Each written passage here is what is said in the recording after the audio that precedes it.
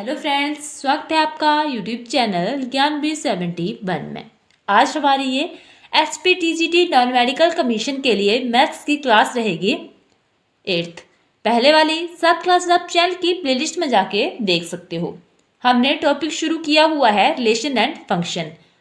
पिछले वाली वीडियो में मैंने बोला था कि ये जो रिलेशन एंड फंक्शन टॉपिक है ये +2 क्लास का टॉपिक भी है और +1 क्लास का भी टॉपिक है।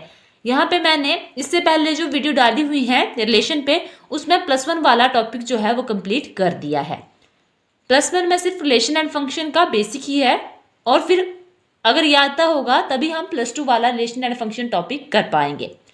तो वहाँ पे मैंने बोला था कि पहले मैं सिर्फ और सिर्फ +1 वाला ही करवाऊंगी, उसके बाद सारे जितने भी टॉपिक जो है +1 क्लास से कमीशन में बनते हैं उन्हें करवा दूंगी, फिर उसके बाद +2 वाले जाके करवाऊंगी और वहीं पे रिलेशन एंड फंक्शन करवाऊंगी। फिर मैंने सोचा कि इतने लंबे समय के बाद जो है वो किसी की भी बात कर लो, याद रखना संभव नहीं होता है कि अब कर लिए इसको फिर आगे जाके करेंगे +2 वाले को। तो इसलिए मैंने सोचा कि मैं दोनों को साथ साथ में ही करवा दूंगी, ताकि जो है यहाँ आपके बेसिक क्लियर होंगे ही होंगे और साथ साथ में अगर मैं +2 वाला भी करवा देती हूँ आपको पूरा टॉपिक, तो आपका बहुत अच्छे से क्लियर हो जाएगा, क्योंकि क्वेश्चन इससे बनते ही बनते हैं। +1 वाले रिलेशन से भी और +2 वाले रिलेशन एंड फंक्शन से भी क्वेश्चन बनते ही बनते हैं। इसलिए मैं साथ में ही यहाँ पे करवा रही हूँ। तो अब जो हम करेंगे वो +2 वाला टॉपिक भी साथ में ही कर लेंगे, ताकि फिर आगे जाके आपको समस्या ना आए कि अब कर लिया फिर उसके बाद आगे करेंगे, तब तक हो जाता है, भूल ही जाता है, आपको पुरानी वीडियो दोबारा से पढ़ने पड़ेंगे। इससे अच्छा है कि साथ साथ में कर लेंगे तो आपको अच्छे से समझ आ जाएगा। तो फिर आज हम फिर से रिलेशन ही करेंगे। इस वीडियो में हम करेंगे टाइप्स ऑफ सेट। जब हम टाइप्स ऑफ सेट करेंगे और उनसे रिलेटेड क्वेश्चंस करेंगे तब हमें बार बार देखने को मिलेगा, वहां पे लिखा होगा रिलेशन इन सेट ए। तो इसका मतलब क्या होता है, इसमें जो है रिलेशन दो सेट्स के बीच में ही होगा, पर उन दोनों सेट्स के नाम जो है वो ए ही होंगे। जैसे मैंने जब रिलेशन शुरू किया था तब भी पीछे आपको बताया था कि अगर लिखा होगा ऑन द सेट ए तो उसका मतलब हुआ कि दो सेट्स की बात हो रही है, और A to A लिखा होगा तब भी दो सेट्स की ही बात हो रही है। वैसे ही ये है कि रिलेशन इन ए, अगर ऐसा लिखा होगा कहीं पे तो इसका मतलब होता है कि जो भी हम दो सेट्स लेके चल रहे हैं उन दोनों के नाम जो है ए ही है। यहाँ पे मैं एरो डायग्राम्स की जो है वो हेल्प ले रही हूँ इसको बताने के लिए। अब जो है ये दोनों सेट्स में सेम ही एलिमेंट होंगे। अगर मैं दोनों सेट्स को ए नाम दे रही हूँ, इसका मतलब जो है ये दोनों एलिमेंट्स के एलिमेंट भी सेम होंगे, तभी ये सेट इक्वल कंसीडर किए जाते हैं। तभी हम बोलेंगे कि ये दोनों सेट जो है वो एक ही है। एक होने के लिए इनके बीच में जो एलिमेंट होंगे वो भी सेम होंगे। तो मुझे लगता है आप समझ गए होंगे कि रिलेशन इन ए का मतलब क्या हुआ। ठीक है, तो यहाँ पे हम जितने भी क्वेश्चन करेंगे, जितने भी टाइप्स करेंगे, वहां पे ऐसा ही आएगा। हम जो है वो सेट्स दो लेके चलेंगे, परंतु सेट्स दोनों का नाम जो है वो ए ही होगा, मतलब एक ही सेट होगा, सेम उनमें एलिमेंट होंगे। हम यहाँ पे ए बी नहीं लिखेंगे, यहाँ पर हम दोनों सेट्स का नाम जो है जब रिलेशन बनाएंगे तो सेट दो लिखे जाएंगे, परंतु दोनों को जो है वो नाम ए ही लिए जाएंगे। अब मैं आपको, जैसे मैंने यही लिखा है, तो यहाँ पे अगर एलिमेंट्स के नेम 1 2 3 4 होंगे तो इस साइड भी 1 2 3 4 ही होंगे, तभी जो है ये दोनों सेट्स इक्वल माने जाएंगे। अब जो हम पीछे कर रहे थे, पीछे करा था कि अगर दो हमारे पास सेट हो तो हम जब A क्रॉस B करेंगे तो उनमें हमने number of element A cross B में कैसे निकालने हैं। तो यहाँ पे हमारे पास सिर्फ जो है वो सेट एक ही है, मतलब हमारे पास A क्रॉस A ही है। अगर हमने A क्रॉस A में ही नंबर ऑफ एलिमेंट्स निकालने हो तो उसका फार्मूला क्या होता है, जैसे मैं लिखती हूं यहाँ पे number of element in A बोल लो या फिर A क्रॉस A बोल लो, जैसे मर्जी बोल लिया जाएगा। तो मैं A क्रॉस A ही लिख देती हूँ यहाँ पे, क्योंकि दोनों एक ही सेट है। अगर मैं ऐसा लिखती number of element in A तब भी एक ही बात थी। तो अगर मैं इनको भी n मानूंगी, जितने भी ये नंबर है 1 2 3 4, तो इनको भी n ही माना जाएगा। तो इसका फार्मूला क्या होता है number of element in A cross A निकालने का, वो होता है n स्क्वायर। n स्क्वायर कैसे आया, एक n इसका हो गया और एक n इसका हो गया, तो दोनों से मिलकर क्या बन गया, n स्क्वायर। तो अगर हमसे एक क्रॉस ए में नंबर ऑफ एलिमेंट्स पूछे जाएं, वहां पे हम 2 के निकाल रहे थे, क्योंकि वहां पे जो है वो सेट 2 होते थे, एक ए होता था एक बी होता था। तब हम लिखते थे वहां पे कि number of element in set A into number of element in set B, तब दोनों के लिखते थे तो वो अलग लगाते थे। यहाँ पे दोनों जो है सेम ही है, ये एक ही सेट की बात हो रही है, दोनों सेट एक ही है। तब हम अगर इनको n मान लेते हैं, सारे नंबर्स को जितने भी इसमें एलिमेंट्स हैं उनको n मारते हैं, तो इसके भी n ही मानने पड़ेंगे, तब दोनों के मिलके कितने बनेंगे, n स्क्वायर। तो कितने नंबर ऑफ एलिमेंट होते हैं एक सेट के, अगर एक ही सेट की बात हो, दोनों अलग अलग ना हो, तब होते हैं n स्क्वायर। अब सेम वैसे ही अगर क्वेश्चन पूछा जाए कि number of relation in A, बस वही बात आ गई, relation in A, number of relation in A, ये फार्मूला है, इनको लिख लेना। Number of relation in A मतलब ये एक दोनों, यहाँ पे जितने भी ये दोनों सेट है, दोनों की ही यहाँ पे बात हो रही है, वो मैंने पहले बता दिया है कि रिलेशन इन ए का मतलब क्या होता है। तो फिर क्या आएगा, वो आएगा 2n स्क्वायर। वहां पे हम क्या लिखते थे, जब दोनों में रिलेशन निकालते थे, ए और बी सबसेट में, सबसेट में नहीं, दोनों सेट में रिलेशन निकालते थे, वहां पे लिखते थे हम 2 number of element in set A into number of element in set B. पर यहाँ पे दोनों एक ही सेट है, तो हमने इनको n, इसके एलिमेंट्स को भी n मान रखा है और इसके एलिमेंट को भी n मान रखा है, तो कितना आएगा 2n स्क्वायर। ये मैंने इतना लंबा चौड़ा आपको समझाया, आपने सिर्फ जो है ये फार्मूले याद रखने हैं। अगर एक ही सेट आपके पास दिया होगा और ये लगाने हैं और आपका काम जो है वो बन जाएगा।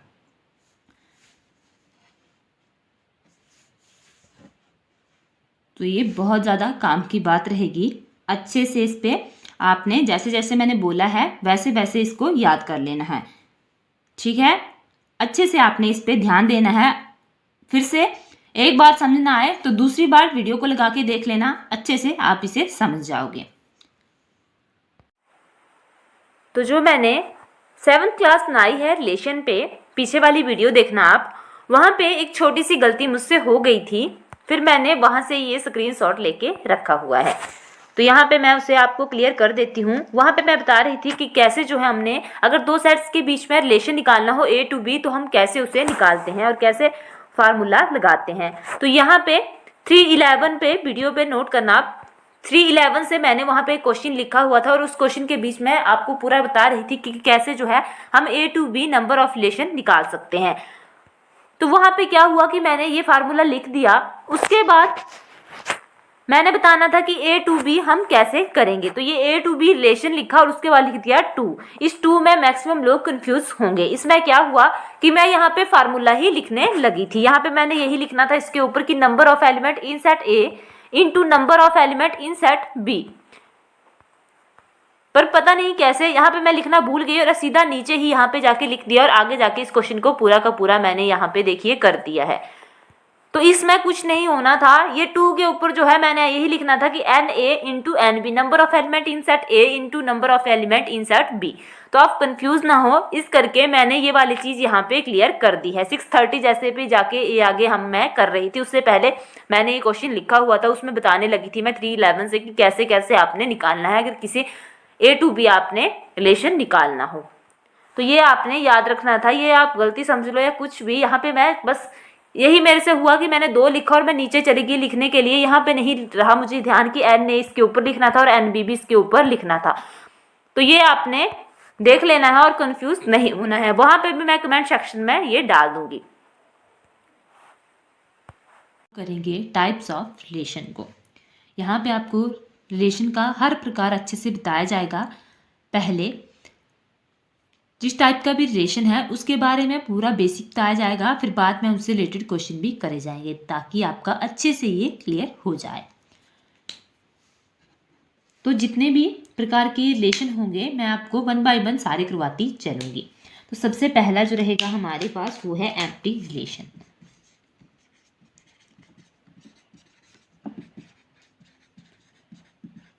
इसकी आपको डेफिनेशन भी बताई जाएगी, पर पहले मैं एग्जाम्पल की सहायता से समझाती हूँ कि रिलेशन होता क्या है, एम्प्टी रिलेशन क्या होता है। तो यहाँ भी रिलेशन इन ए में ही होगा, मतलब यहाँ पे रिलेशन तो 2 सेट्स में बनेगा पर दोनों जो है वो ए ही होंगे। अगर दोनों ए ही होंगे तो इनके एलिमेंट भी जो है वो सेम ही होंगे। तो मैं 1 2 3 लेके चल रही हूँ और इसका भी 1 2 3 लेके चल रही हूँ।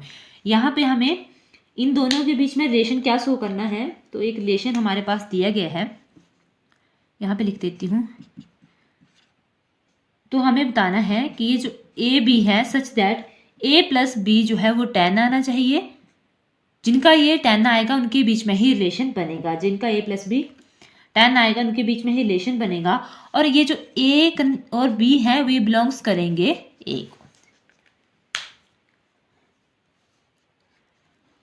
तो अब आपको पता है, शुरू में बताया था कि ये वाले जो हैं वो ये वाले एलिमेंट जो हैं वो ए के होंगे और ये बी जो है वो इन एलिमेंट्स को रिप्रेजेंट करेगा। मतलब B1 A1 A2 A3, वैसे B1 B2 B3 तभी लिखा है ए बी बिलोंग्स टू ए। अब हम क्या करेंगे, अब हमें निकालने हैं ऑर्डर्ड पेयर्स। ऑर्डर्ड पेयर में जिन जिन का प्लस जो है वो 10 के बराबर आएगा उन्हें ही हम रिलेशन में मानेंगे, मतलब उन्हें ही लिखेंगे कि ये सिर्फ आपस में रिलेशन में है। तो अब बनाते हैं इनमें ऑर्डर्ड पेयर्स। इसका इसके साथ, इसका इसके साथ, इसका इसके साथ, ये आपको पहले ही पता है। तो किस किस के में बीच में मैंने 1 1 1 2 और 1 3। उसके बाद वैसे ही 2 के साथ 2 1 2 1 2 2 2 3 2 2 2 3, वैसे ही 3 का 3 1 3 2 और 3 3।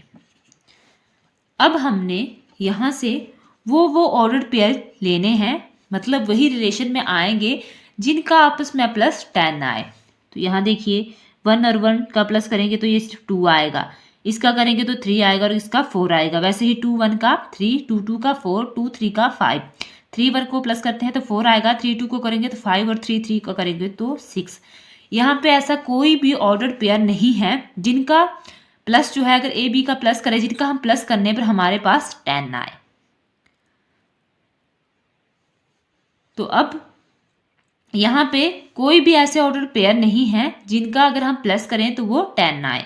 इसका मतलब क्या हुआ कि यहाँ पे इस रिलेशन के हिसाब से कोई भी ऑर्डर पेयर जो है वो रिलेशन में नहीं है। तो जब कोई भी नहीं है तो इनके भी क्या रिलेशन बना हमारे पास, वो बना 5। 5 को मैं ऐसे करके लिख देती हूँ, मैक्सिमम ये ऐसे लिखा होता है, तो आप समझ लेना इसे। तो अब इनके बीच में क्या रिलेशन हुआ, 5 हुआ। तो ऐसा रिलेशन जिसके बीच में देखिए कुछ भी नहीं हो, मतलब कुछ भी नहीं, क्या मतलब जो खाली हो, यहाँ पे किसी का भी ये वाला आंसर नहीं आया, मतलब प्लस करने पर 10 नहीं आया, तो ये कैसा रिलेशन होगा, एम्प्टी रिलेशन, जिसमें कोई रिलेशन नहीं आपस में बन रहा हो।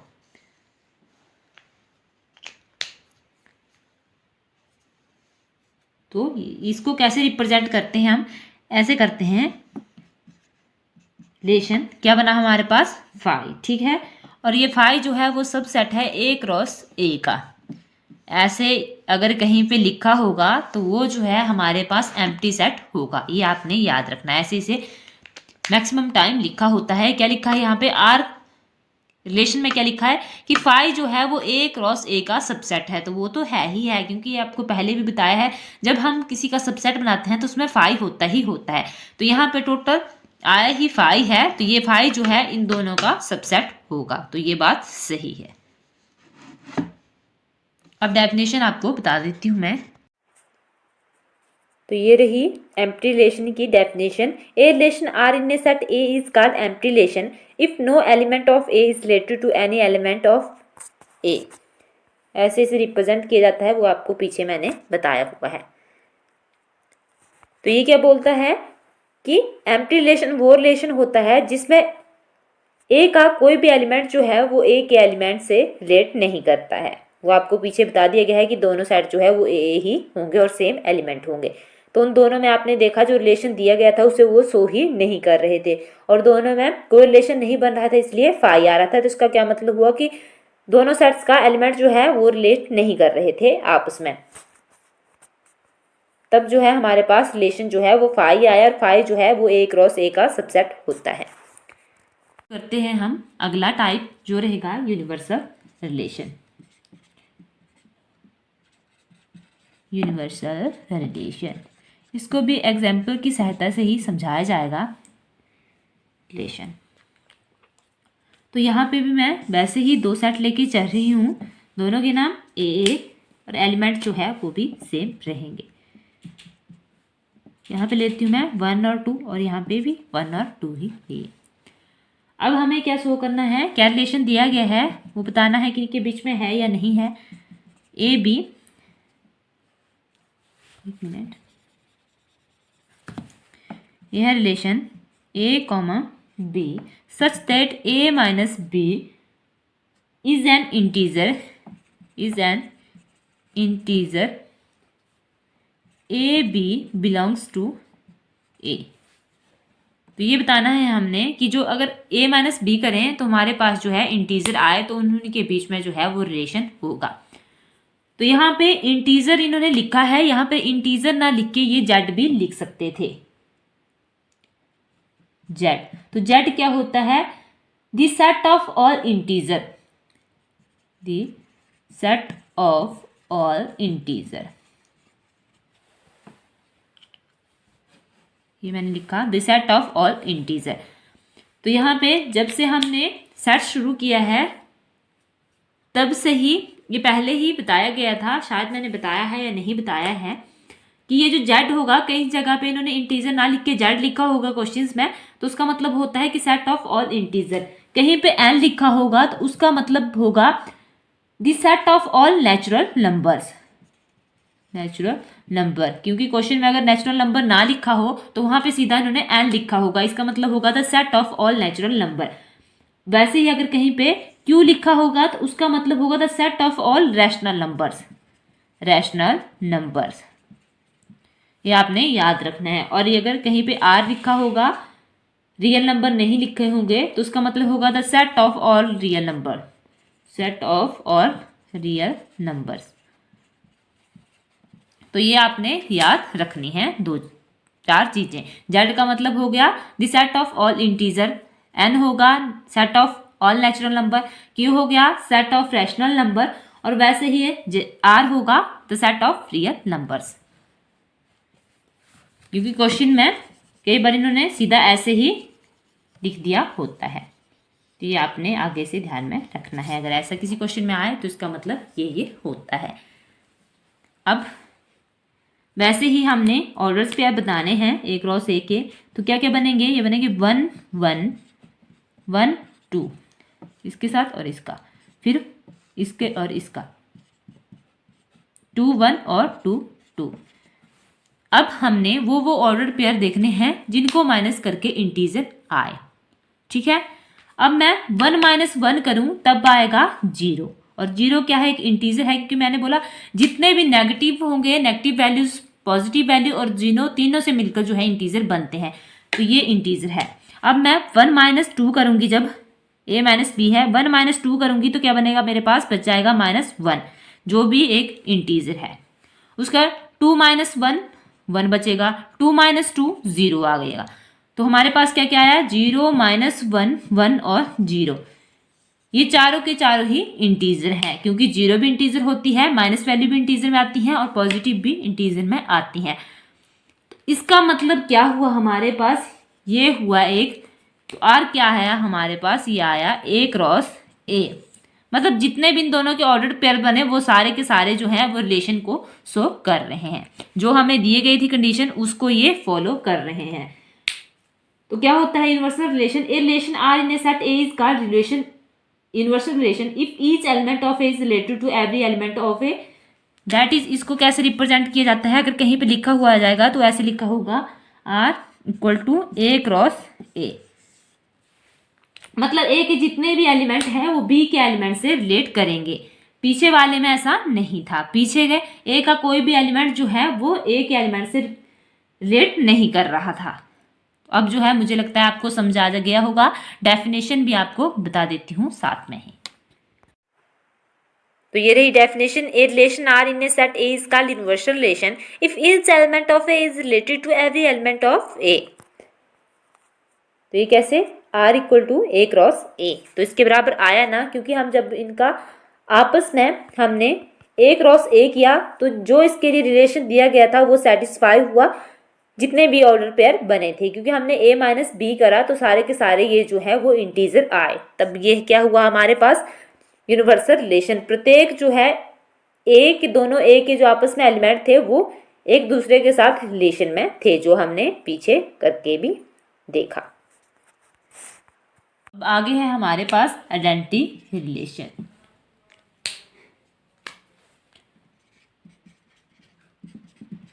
आइडेंटिटी रिलेशन ये खास तरह का रिलेशन होता है। इसमें मैं आपको बताती हूँ एग्जाम्पल की सहायता से।